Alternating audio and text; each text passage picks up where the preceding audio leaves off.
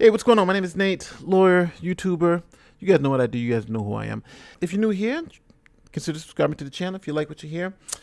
Today, we're going to go over COVID-19 and just my thinking on why I think this is so serious. Now, I have a lot of great fans. Love you guys. But there are too many of you who don't think that COVID-19 is even a legitimate concern. Like, I've got people who are saying it's all BS, it's all nonsense. And these are people who I really respect. So my whole thing is to explain to people why I believe COVID-19 is as serious as a heart attack. A couple of things. Number one, I'm an attorney. I'm not a doctor. I'm not a virologist or an epidemiologist. This is just my thoughts on what's happening and just my looking at both news reports, numbers, and statistics and giving you my opinion on them. So take it for what they are. If I'm wrong, please let me know in the comment section. Now, you know I am quick to accept correction if you could show me that things that I'm saying are incorrect, but we're just going to go over it right now. So check this out. So we're going to start, and the first thing we're going to start with is the excess deaths. Now, I've heard a lot of people make comments about COVID-19 is not real. People are dying from other stuff. You know, they're just mislabeling everybody who's dying as COVID.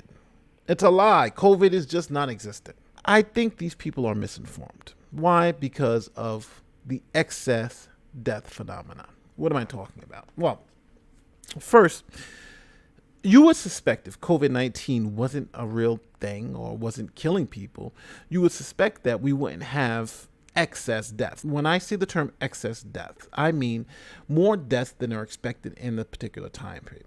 Now, how can we tell that? Well, let's go to the CDC's website. See, we're here on the CDC's website, and they actually track excess deaths that are associated with COVID-19. Now, let me scroll down to a chart so you can see what I mean by excess deaths. Now, one of the more interesting things is here in New York, we had at one point 4 times the amount of deaths that we expected in a particular period. So let's say on Monday, we expect to have 300 deaths. We were having something like 1,200 deaths that day.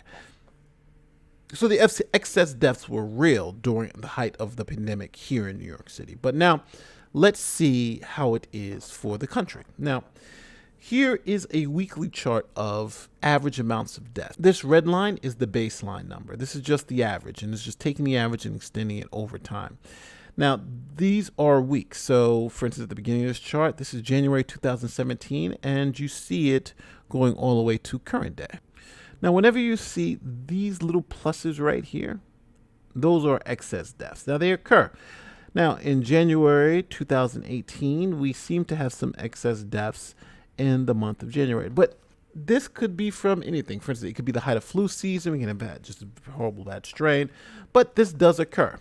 So you see back in, I think, January 2016, we had a little excess deaths. And then things got better the next year. So it seems like in this flu season, that's when we have these excess deaths. And they look crazy.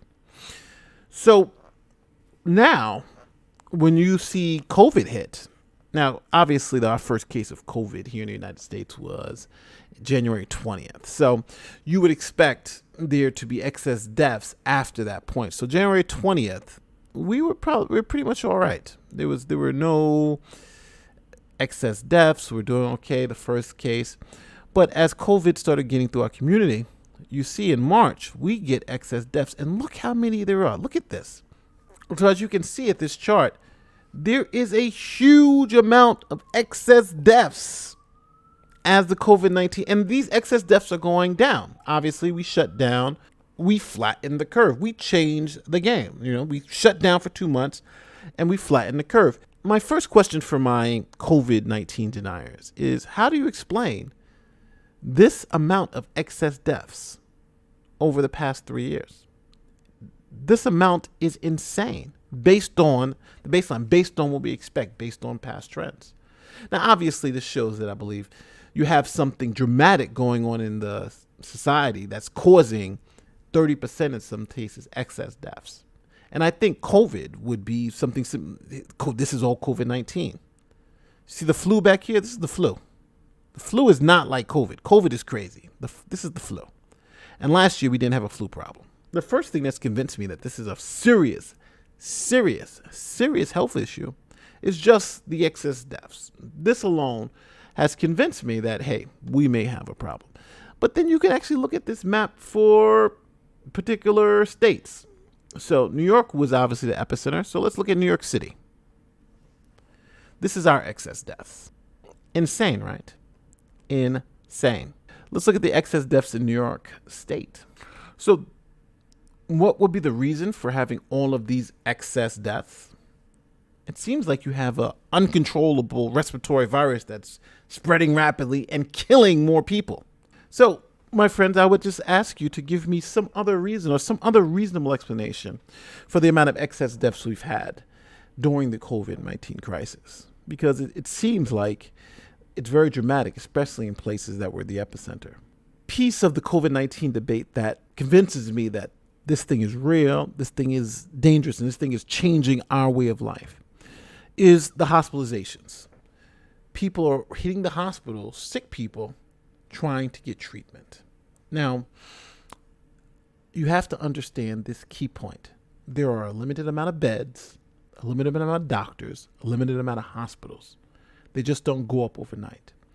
So if that capacity, how many hospital beds you have, if you don't have any more hospital beds, then the people who get into a car accident or break their arm or just need simple medical attention, right? If you just need to go to an ER visit, that may not be able to happen for some people if there's no hospital beds available, if the hospitals are packed to capacity, as they were here in New York. So if you get to that point, then you're going to have people dying of things outside of COVID. So the hospital capacity rate is the real killer in this whole epidemic. It's the hospital capacity rate. It's a future predictor. You're looking into the future and saying, will I have enough beds in a hospital to take care of people who are sick? Now, so it makes you think, well, when we talk about hospital capacity, what are we talking about, right? What are we talking about when we're talking about hospital capacity? So here is a test case for you so you can understand where I'm coming from. If you look up hospital statistics in Texas, you can actually see how many hospital beds are available in the entire state. You want to see that number? Let's look at the bottom of this chart. It lists every hospital in every city and every hospital beds and how much revenue. They give you the numbers for all hospitals in the state of Texas. And at the end of this, you see you have 58,000 hospital beds. So it makes me think, like, what is the population of Texas? So here it is. Population of Texas is 29 million people. So think about it. I'll round off the number. You have 60,000 hospital beds for 29 million people. So I took the 60,000 hospital beds, divided it times 29 million people, and then multiplied it times 1,000 because I wanted to see how many hospital beds per 1,000 citizens. And when you do that math, you get to 2 hospital beds per 1,000 citizens. That's insane. So for every 1,000 people, you only have 2 hospital beds. That number seems to be disastrous. But we're not even finished, because what you're looking at now is the Texas Tribune and the hospitalization rate. Like, how many people are going to the hospital and being hospitalized every day? So if you only have 60,000 hospital beds, if 6,000 people go to hospital, you've lost 10% of all the hospital beds in the state, right? 6,000 people are 10% of all the hospital beds in the state. For the past 4 days, you're talking about an average of 6,000 people being admitted to hospitals every day. That means every day you're losing another 10% of your hospital beds. And COVID-19 patients usually stay about 2 weeks in a hospital. So think about this. If they're losing an average of 6,000 hospital beds per day, and those people who go on those hospital beds are going to stay about, 14 days? Because the average hospital stay for a COVID patient is about 14 days. So that means in 10 days, you're out of hospital beds, right? You have 6,000 people, 10 days, that's 60,000 people. And they're 4 days in. 4 days, averaging 6,000 hospital beds lost. So where are they going to be at in 6 more days? If this trend continues, if they still have 6,000 people per day going to the hospital for at least a 14-day stay. In 10 days, you'll still have the people from day one, because remember, they're averaging 14, so maybe some will leave, but you still have people in there. And then you're going to have 10 more coming right behind them. It's a crisis because there won't be any hospital beds available. And if there are no hospital beds available, then you'll have the effect of people actually dying just because they can't get a hospital bed.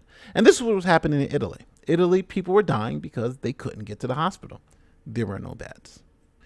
For those of you who don't think coronavirus is real, or it's a real threat to our country, I've given you my reasons. First, we looked at excess deaths. Then we looked at hospitalization rates, how in Texas you got 6,000 people on average a day being hospitalized, and with only 60,000 hospital beds, it's 10% hospital beds you're losing every day.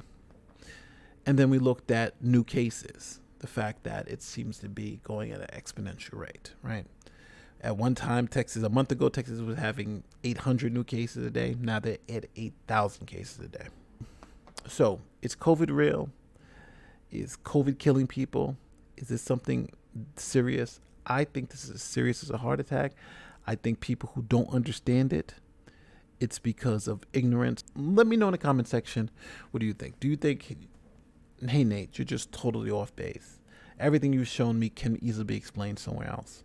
I would love to hear comments. I would love to hear why you believe COVID is not serious based on what I've just shown you, or based on something else. Let me know. My name is Nate, lawyer YouTuber, and stay safe, stay healthy, and I'm going to check you later. Peace.